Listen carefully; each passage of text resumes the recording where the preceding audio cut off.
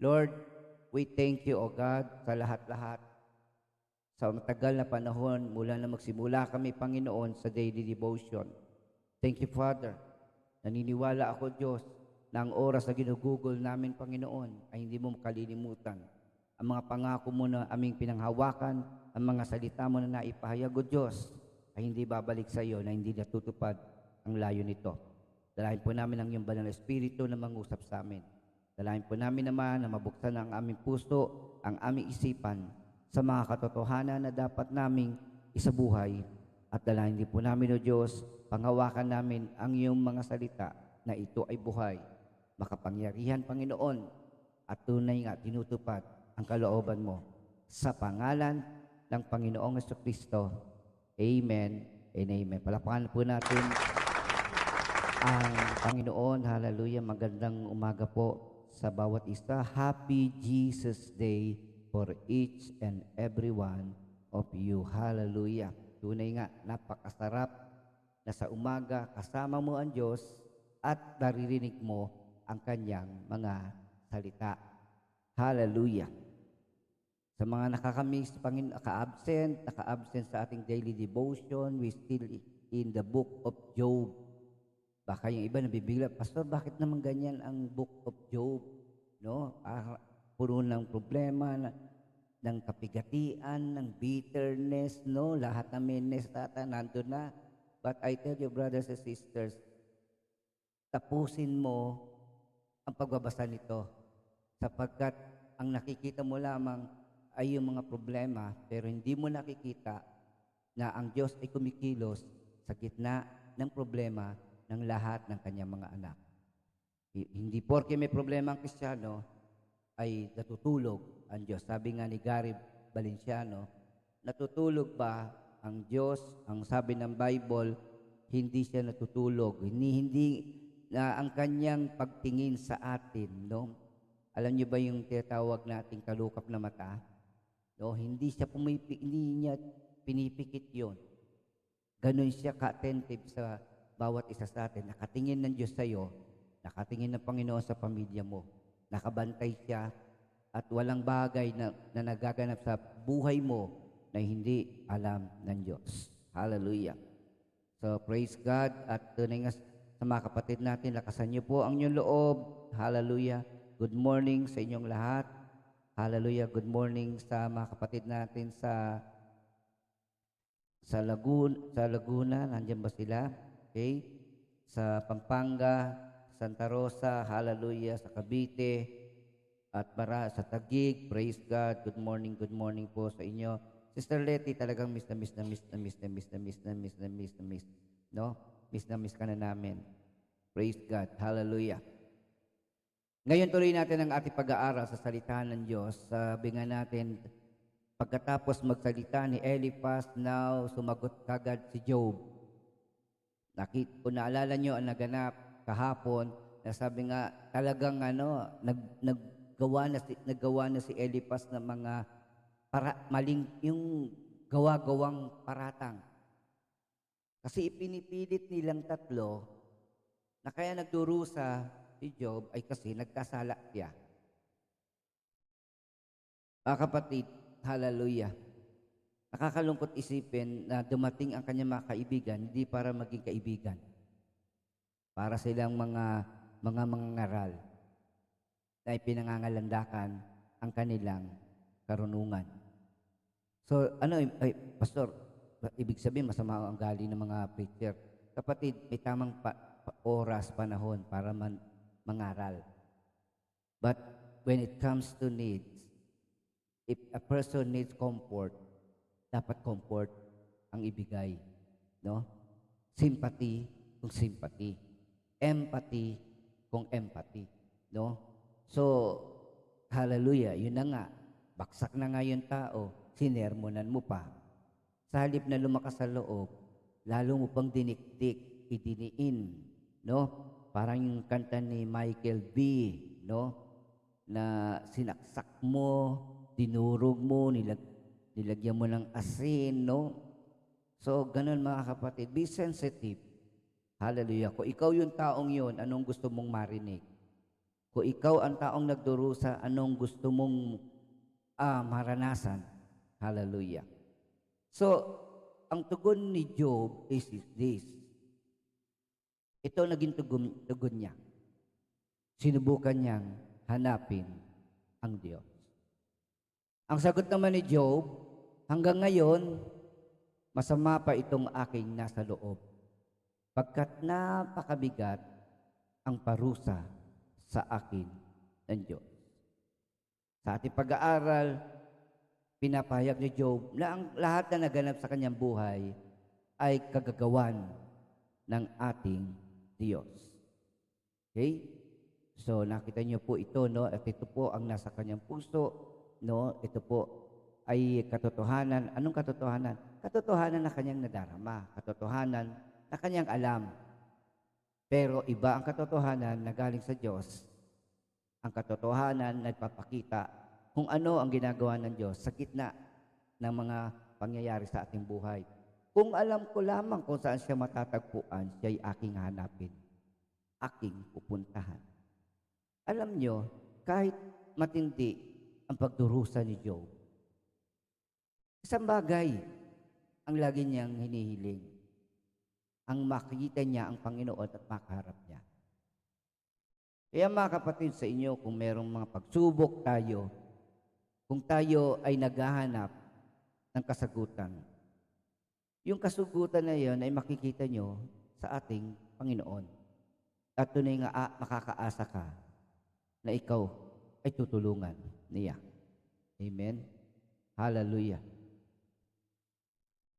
Job 23 verse 4, idudulog ko sa kanyang aking kalagayan at aking ilalahad ang mga katwiran. Kung magkaroon siya ng pagkakataon, itutulog niya yung nangyayari sa kanya. No? Hindi niya sisihin ang Panginoon. No? Hindi niya awayin ang Panginoon. Gusto niya lang malaman ang saloobin ng Panginoon. Bakit pinayagan ang mga bagay na yan sa kanyang buhay? Katulad nga nangyayari sa ating bayan, mga kapatid. Hallelujah. Habag-habag yung mga kababayan natin sa Batangas. Lalo na dyan sa may Gonsillo, sa Laurel, yung ilang bahagi ng Lemery. Yung mga nasa paligid ng Bulkan Taal. Hindi pa nga tayo nakakaraos sa pandemya. Eto pa. 1 taon nung nakaraan, pumutok ang bulkan. Nakita natin na nangabigla tayo sa pagkalat ng mga abo. Kahabag-habag sila na inabutan sila sa kanilang mga tahanan. At nung pagdating ng unang umaga, pagkatapos ng pagputok nito, habag-nabag tayo, ang daming bata, mga tao na nababalot ng abo. Naglalakad sa malalim na mga abo sa daanan. Ayaw na maulit ng gobyerno yon. Kaya ngayon pa lamang, hindi pa man pumuputok. Meron palang posibilidad, no? Base sa observation ng mga scientists natin, kaya maaga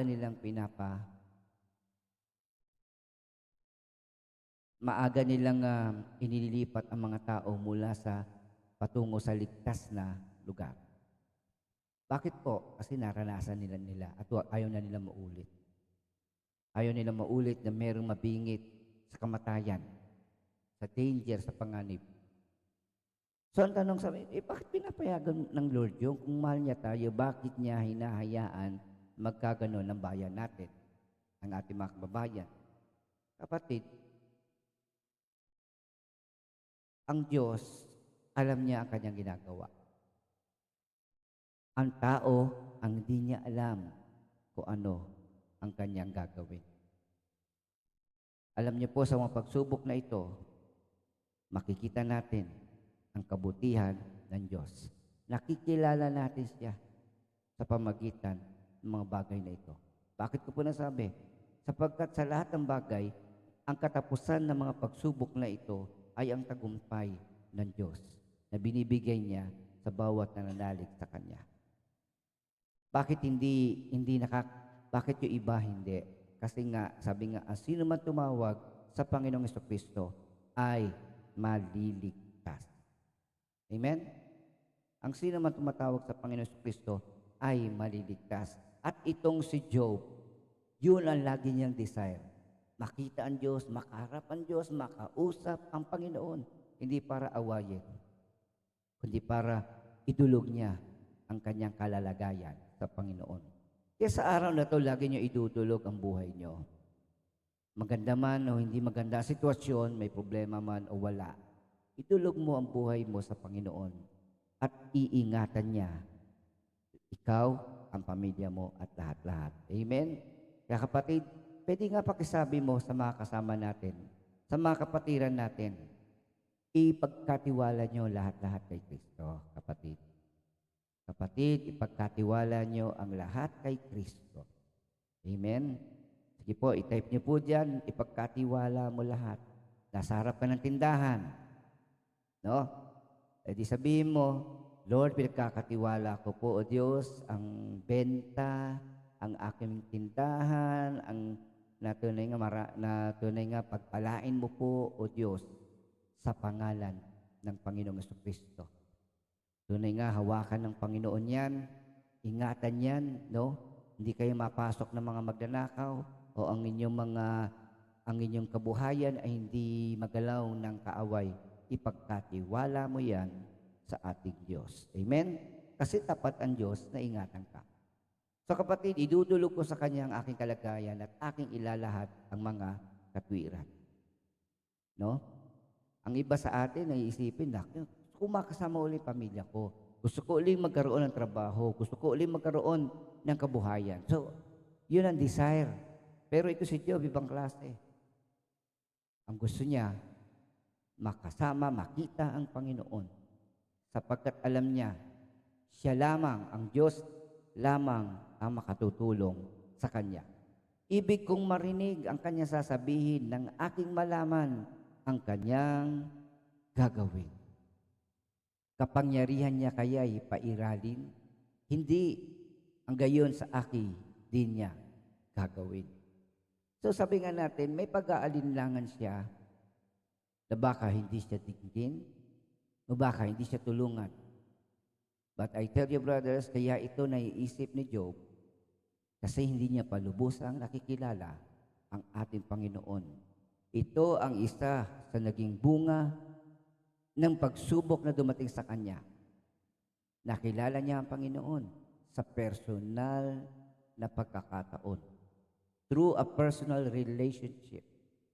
Sabi nga niya, nakilala lang kita sa mga balita. Pero ngayon, nasilayan na kita, nakita na kita. Ibig sabihin, naranasan ko ang pagkilos mo. Naranasan ko ang katapatan mo. Naranasan ko ang katarungan mo. Amen? Hallelujah. Kaya sa mga kapatid natin, gaano makabigat ang problema, sa Diyos ka lumapit, makaasa ka ng Kanyang tulong at ng Kanyang katapatan. Amen? Hallelujah. Praise God. Mabuti ang Diyos. God is good. Amen? God is good. God is good. God is great. No? Siyempre, kapag kumilos ang mabuting Diyos, kamangha-mangha ang mararanasan mo.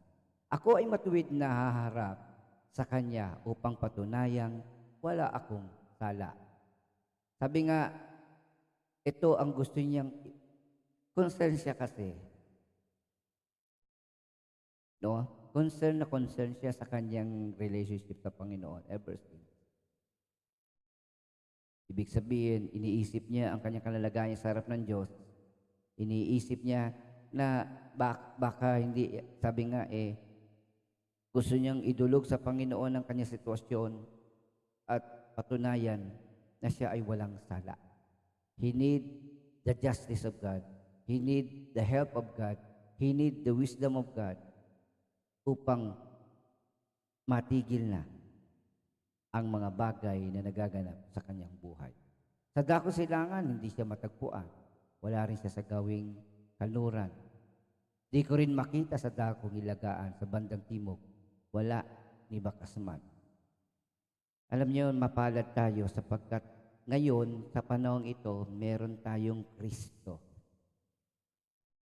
Meron tayong banal na Espiritu. Okay? Pag nananalangin tayo, dumadalangin tayo sa Diyos Ama. At ang pinanghawakan natin upang tayo makalapit sa Diyos Ama ay ang pangalang Panginoong Jesucristo. Kaya pag nananalangin tayo, hindi tayo nananalangin kay Kristo. Nananalangin tayo sa Ama sa pangalan ng Panginoong Jesucristo. Pastor, bakit pangalan ng Panginoong Jesucristo? Sino ba ang namatay sa krus? Sino ba ang nagsakripisyo ng kanyang buhay? Hindi ba ang ating Panginoong Jesucristo?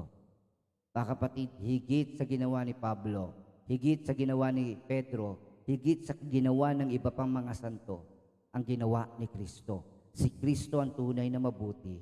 Si Kristo ang tunay na nagsakripisyo ng kanyang buhay para sa ating kaligtasan. Kaya dahil sa dugo ni Kristo, dahil sa sakripisyo ni Kristo, pag nananalangin tayo, yun yung daladala natin sa Ama. Na upang tayo'y kanyang pakinggan at tugunin sa ating pangangailangan. Kapalad tayo, we have the Holy Spirit. Yun yung nagpapaliwanag sa atin sa kalooban ng Diyos. Yun ang nagpapaalala sa atin sa mga turo ni Kristo Jesus. Siya ang kasama natin sa pananalangin. Siya nagtuturo sa atin para manalangin. At tunay nga, sino ba nakakaalam ng isip ng Diyos? Sino nakakaalam ng puso ng Diyos? Sino nakakaalam kung paano malulugod ang Diyos sa atin? Yan ay sa tulong ng banal na Espiritu. Amen? So yun ang na-miss nila. Yun ang na-miss ni Job. Kaya purihin ng Panginoon sapagkat ngayon mayroon tayong Diyos na kumikilos sa langit, kumikilos sa buhay natin, at kumikilos sa lahat ng oras sa atin. We are protected and guarded by God 24 hours a day, 7 days a week. Amen. Naku, grabe. Palakpakan natin ang Panginoon. The way of God. No? So sabi nga unang-una, yung confidence in Himself. Naniniwala si Job. Ngunit batid ng Diyos ang aking bawat hakbang. Kahit nasubukin niya, ako'y parang gintong lantay. So, para kay Job, siya ay walang ginagawang mali. At sa harap ng Diyos, siya ay puro, no? Malinis. Which is true naman. Totoo naman. No? Yan ay sinabi na sa chapter 1 and chapter 2 ng Book of Job. So, nakikita niyo po, mga kapatid, hallelujah, yung katotohanan na yan. Pagka tinalungton ko ang kanyang tuntunin at sa ibang landas, hindi ako bumaling. Ako'y hindi lumalabag sa kautusan ng Diyos at ang kanyang kalooban ang aking sinusunod. Kaya lang, dahil sa pangyayari sa kanyang buhay, unti-unti na nawawalan siya ng pag-asa. No? Iniisip niya na siya ay pinahihirapan ng Diyos.